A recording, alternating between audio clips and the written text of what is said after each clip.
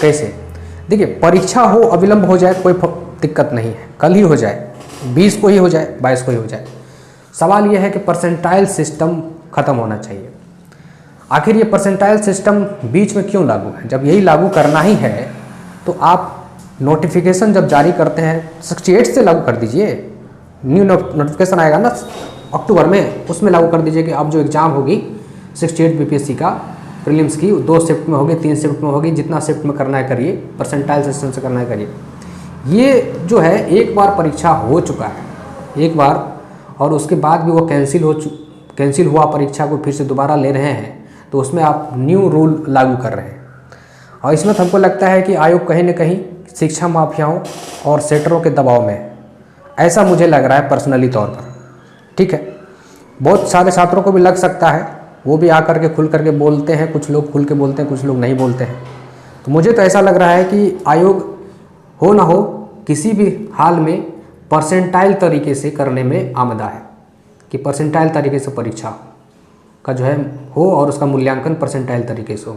अब देखिए, अब आयोग जो है पेपर जो लिखा है, एक बात और कि जो सुरक्षा के दृष्टिकोण से अब जो है स्टील का जो है लॉकर जो होगा उसमें प्रश्न पत्र वहाँ सेंटर पर पहुँचेगा और परीक्षार्थी जो होंगे उनके हॉल में जाकर के वो सील खुलेगा, मतलब वो स्टील बॉक्स खुलेगा, लॉकर।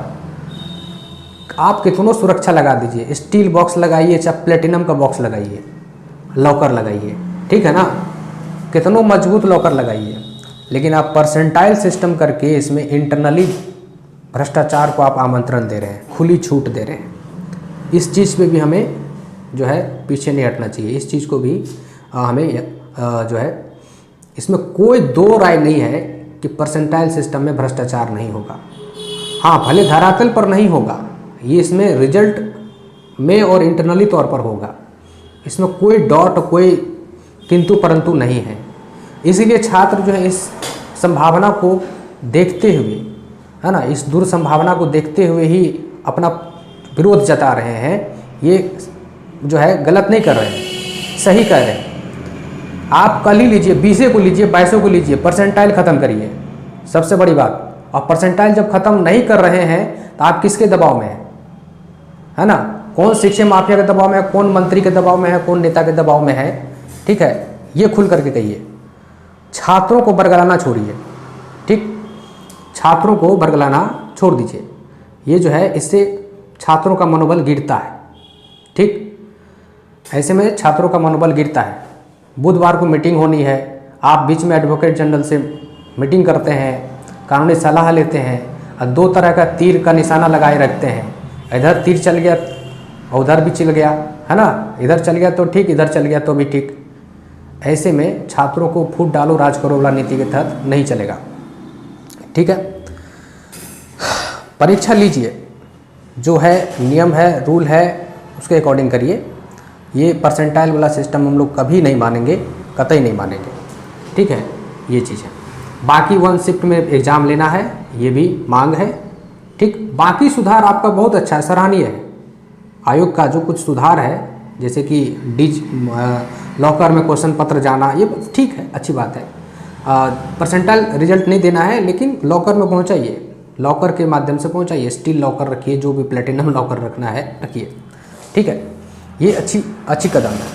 दूसरा सुधार ये कि जो है प्रीलिम्स के बाद भी कुछ लोगों को ऑप्शनल सब्जेक्ट चेंज करने का अवसर दे रहे हैं आप, ये भी अच्छी बात है, ठीक है।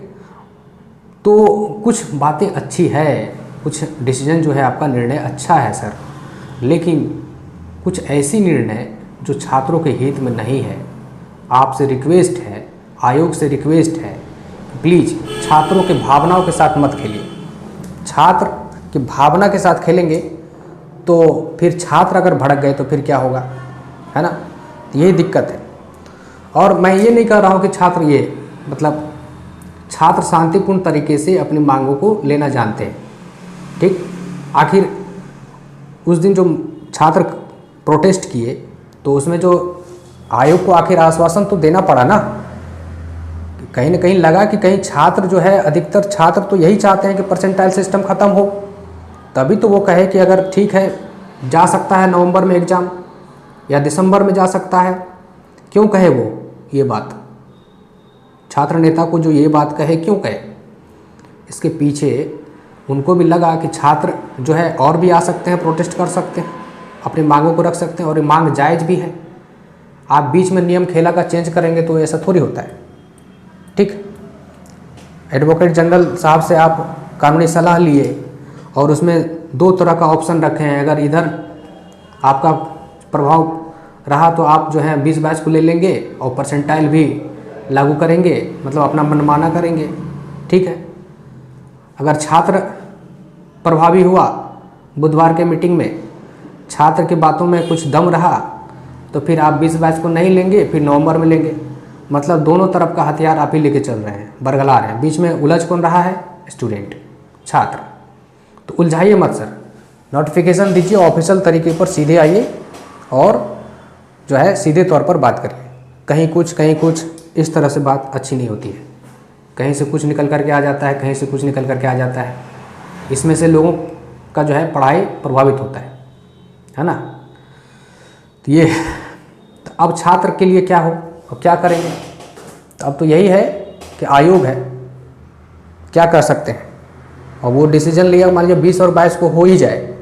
अब बुधवार के मीटिंग के बाद कुछ इस तरह से वो अडिग ही हो जाए, अगर उसका पक्ष मजबूत रहे और जो है वो अडिग हो जाए कि हाँ 20-22 को ले ही लेंगे, तो फिर आपको क्या करना चाहिए? पढ़ना ही चाहिए। तो अभी से पढ़िए, पढ़ाई खराब थोड़ी होता है। तो अभी से लग जाइए कि 20-22 को होने वाली है परीक्षा। लेकिन अभी भी उम्मीद है कि 20 को नहीं होगी परीक्षा, 22 को नहीं होगी परीक्षा। तो फिर भी तैयारी आपका अगर 20-22 के लिए होगा तो फिर वही तैयारी आगे नेक्स्ट भी काम आने वाला है। ठीक है, तो हम तो यही कहेंगे कि आप तैयारी में है ना 100% अपना दे दीजिए। 20 और 22 मान करके चलना है। समझिए कि एक इस तरह से न्यूज़पेपर का जो कटिंग आया है या न्यूज़पेपर का जो यह न्यूज़ आया है, ये आपके लिए एक हवा का झोंका है। आपको एक है ना बूस्टअप करने के लिए आया है। बस पॉजिटिव वे में लीजिए और उसको तैयारी में उस एनर्जी को लगाइए। ठीक, तो यही सी चीज़ है। तो इन चीज़ों को थोड़ा सा पॉजिटिव वे में लेना है, आगे बढ़ना है। अब परीक्षा 20-22 को हो चाहे नवंबर में हो, आपको तैयार रहना है ना, ये चीज़। थैंक यू, धन्यवाद।